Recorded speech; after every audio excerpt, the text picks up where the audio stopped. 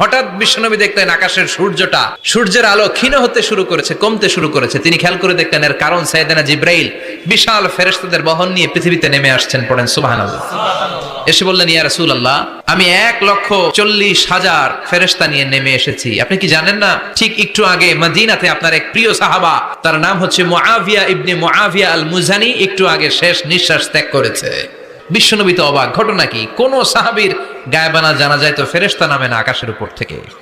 বিশ্বনবী জিজ্ঞেস করলেন, জিব্রাইল, কোন সাহাবীর গায়বানা জানা যায়? তোমরা আকাশ থেকে এত ফেরেশতার বহর নিয়ে নামো নাই? কি এমন আমল করেছে আমার মুআবিয়া?